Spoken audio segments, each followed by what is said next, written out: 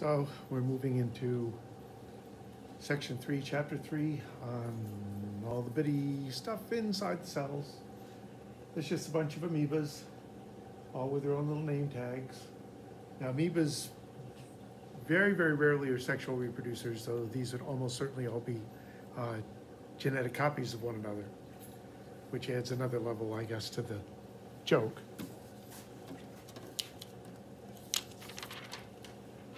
But we do give identical twins different names.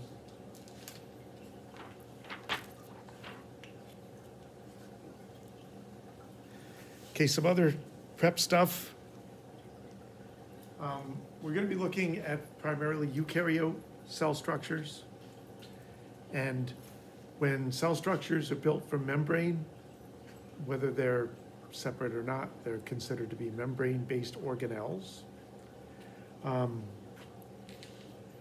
Sometimes you have extensions of the membrane that also are organelles. They're not generally considered to be membrane-based organelles. The plasm in a eukaryotic cell, you've got cytoplasm and nucleoplasm. So there's that differentiation. There's plasm inside the organelles too.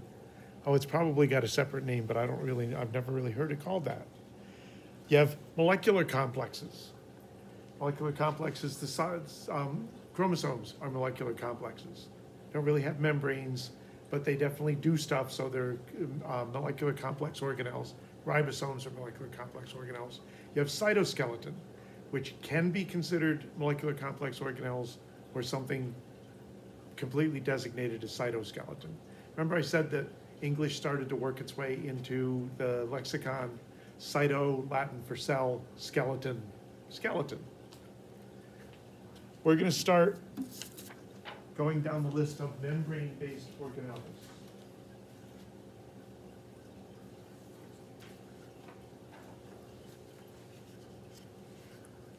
With the nucleus.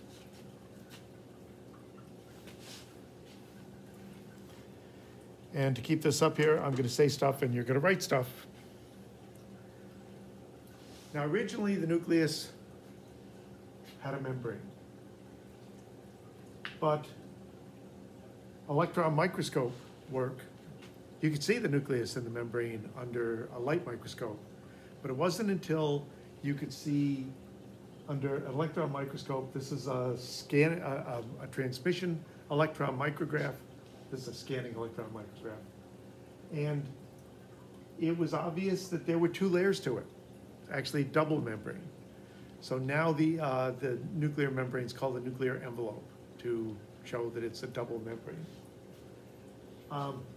This is, I don't know how the heck somebody came up with this, is that they discovered that if you took samples and you dip them in liquid nitrogen and then you hit them with a teeny, teeny, tiny little chisel, you could get them to crack in kind of interesting ways.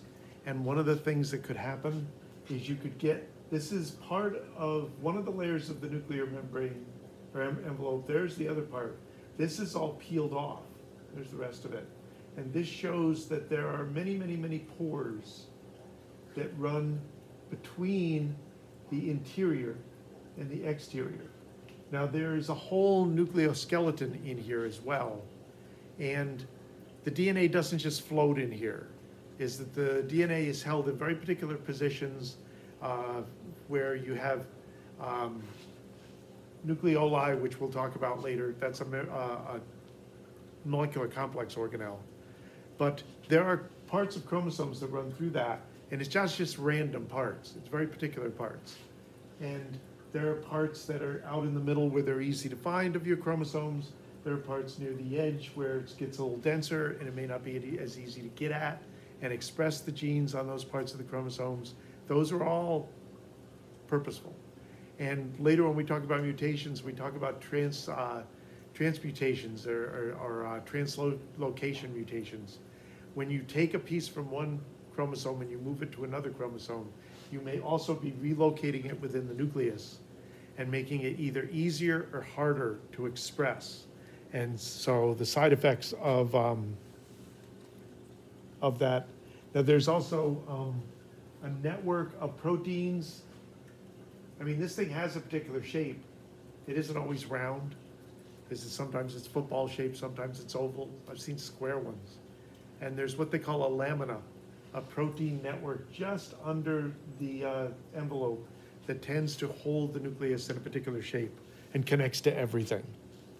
And in fact, there are actually hooks on the inside membrane, the inner membrane, for chromatin, the material that makes up chromosomes, to attach to.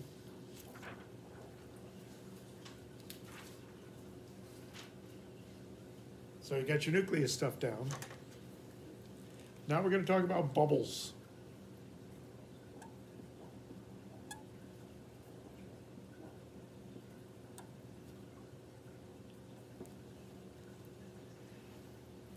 The one great thing about chambers is that you can isolate a particular type of chemistry so that it's not being interfered with by the surroundings, but also you can concentrate your reactants in a small room.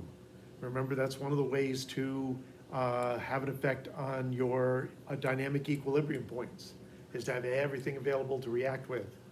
And also, you can take reactants and move them the heck out of this space, and so that it never hits dynamic equilibrium, because the product's never built up to the point where the reaction goes significantly backwards. Now, there's a bunch of different ones. We're going to start with some major vacuoles.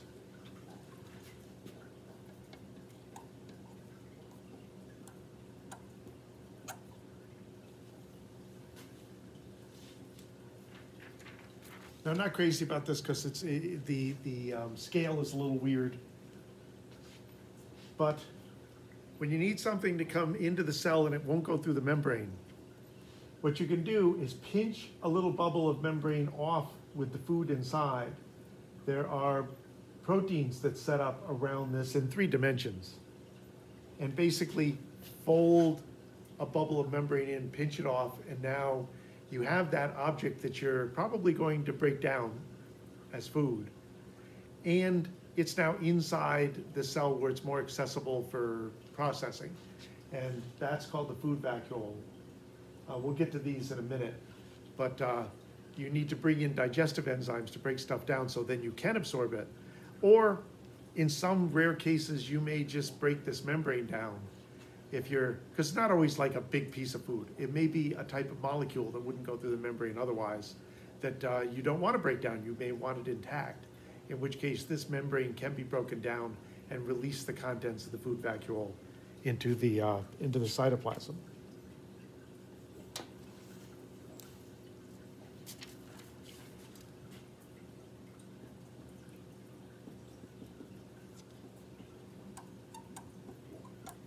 We haven't gotten there yet, but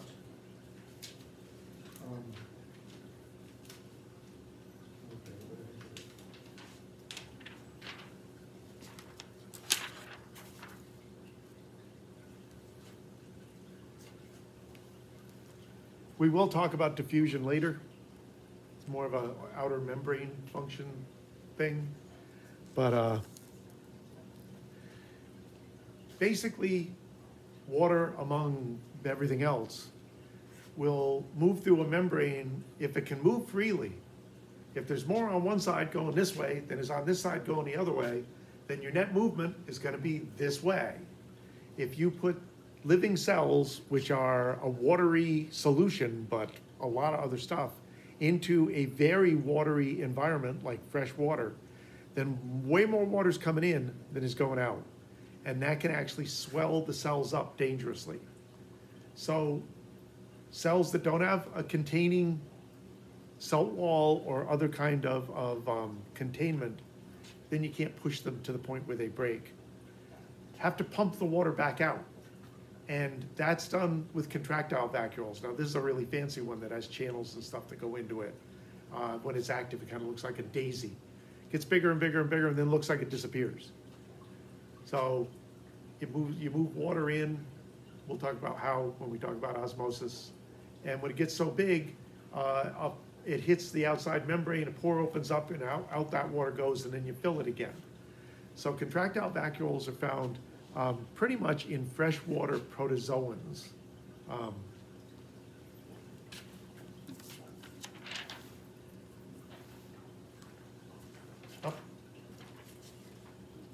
Let me write it. Then.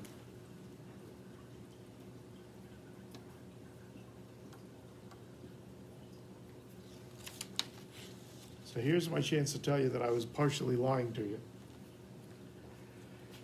Yes, a lot of plant structure comes from the cellulose of the cell walls. But it turns out that cellulose in and of itself is not that strong. And it doesn't support even a fairly small plant that well. You need other things to really support plants, lignin and things that you get in woody plants.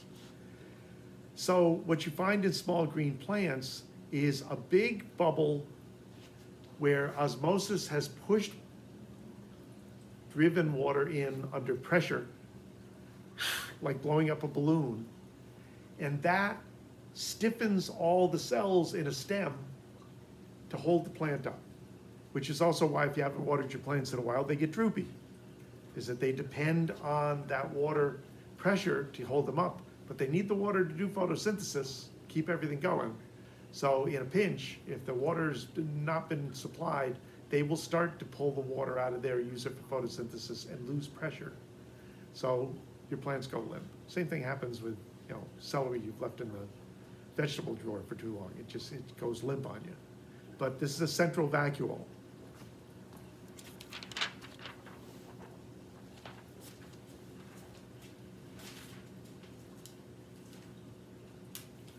Now, in general, vacuoles are bigger and vesicles are smaller. And if we weren't biologists, there probably would be a cutoff threshold where if it's smaller than that, it would be a vesicle, and bigger than that, it would be a vacuole. But in general, the bigger ones are called vacuoles, the smaller ones are called vesicles. But there is no threshold size. And so there's some big things called vesicles, some little things called vacuoles. It's biology, you just have to kind of get used to it. Most of the smaller ones have very particular names that aren't necessarily called vesicles. You have the lysosomes I talked about before. And a term I'm going to throw in here. Lysosomes contain digestive enzymes. If you do have a piece of food you want to digest and then absorb the pieces, a small bubble of deactivated digestive enzymes basically touches the big bubble, becomes a bigger bubble with the enzymes and the food in it together. The enzymes are activated, it breaks down the food into absorbable particles, and then what's left may be excised. We'll talk about that in a second. Sometimes a cell needs to die. In multi-celled systems, there are a number of reasons why a cell that is damaged or worn out or is no longer effective may need to die just to get it out of there. This is purposeful cell death. You could call it cell suicide.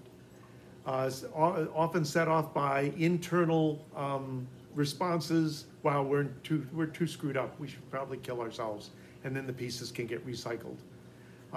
Sometimes it's an external message where an immune system cell will connect to the cell and go, you need to die, and it will activate. Now, lysosomes are not the only thing that are at play during apoptosis. I know this looks like apoptosis, and a lot of biologists pronounce it that way. I just happened to run across an article that talked about the Greek roots of this part of the word and how that, like in pneumonia, the P is silent. So it's technically apoptosis, but it's biology. If there's 6 different ways to pronounce something, if you go out and listen, you'll hear all 6 different pronunciations at some point or another, because we don't tend to be that nutty about pronunciations. But this happens with the help of lysosomes. The next ones are kind of similar. It also involves breakdown and absorption of the bits and pieces, but in this case, you're not breaking down external things that you brought in, you're breaking down internal parts of the cell that are no longer necessary. It could be small organelles, it could be proteins that you don't need anymore, but a lot of the action, some of it is digestive enzymes, some of it is oxygen radicals from peroxide that help to destabilize large molecules so that it's easier to pull them apart. And those are called peroxisomes, again, small vesicles.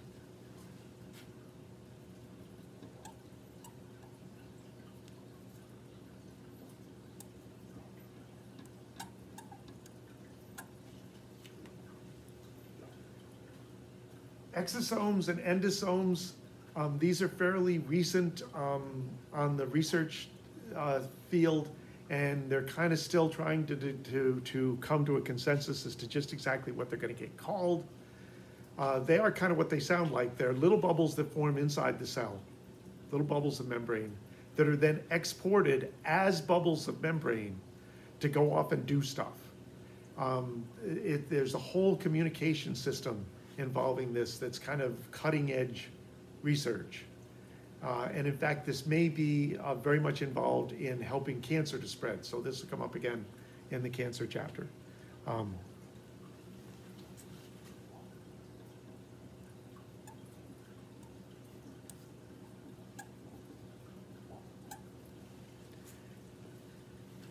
And sometimes you put something in a bubble in order to move it somewhere.